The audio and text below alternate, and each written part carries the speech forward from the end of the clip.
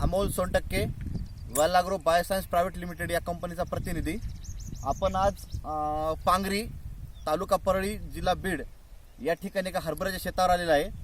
हरभऱ्याच्या शेतामध्ये आपण शेतकऱ्यांना वेलाग्रो कंपनीचे प्रोडक्ट वापरले आहेत. तर ते कुठले कुठले प्रोडक्ट वापरले आणि कुठल्या स्टेजला काय वापरलेत हे स्वतः आपण शेतकऱ्यांकडून जाणून घेऊ.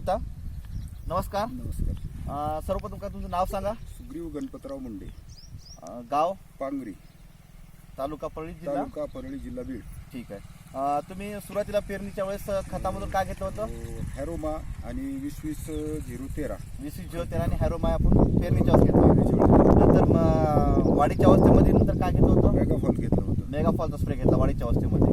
नंतर फुटव्याच्या अवस्थेमध्ये काय घेतलं? फुटव्याच्या वर्षामध्ये 10-14-10 आणि MC एक्स्ट्रा घेतला होता, स्प्रे घेतला. हा. त्यामुळे तुम्हाला फुटवे आणि फुटव्याची संख्या जास्त एकदम आणि त्याची वाढ पण चांगली झाली. बघू शकता शेतकरी बांधवांनो की MC एक्स्ट्रामुळे झाडाला फुटवे किती निर्माण झाले तर फुटव्याची संख्या चांगली झाली.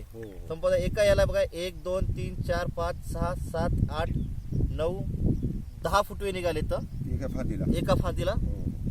आपण ही फांदी तोडून बघू शकता की एका फांदीला 10 फुटवे निघाले तर.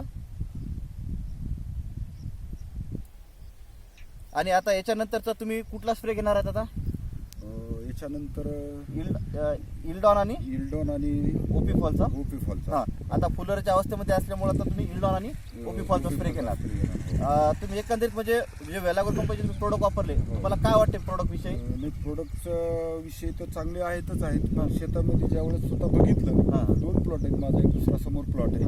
त्याच्यामध्ये आणि याच्यामध्ये खूप काही फरक आहे. आणि आम्ही त्याला 2 म्हणजे जवळ एका अर्ध्या एकरला मी फवारलं नव्हतं, मुद्दाम ह्याचा रिझल्ट बघण्यासाठी. आता तो पलीकडे प्लॉट आहे बघायला, आपण बघू शकता, दाखवलं बी असं. ठीक.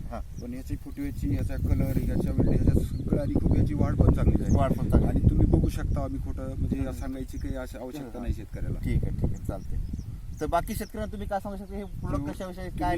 तुम्ही स्वतः एकदा, माझं एवढंच म्हणणं शेतकऱ्याला की एकदा तुम्ही स्वतः अनुभव घेऊन बघा. ठीक आहे. आणि नंतर पुन्हा मग म्हणा किंवा हा प्रोडक्ट आहे चांगली किंवा वाईट आहे.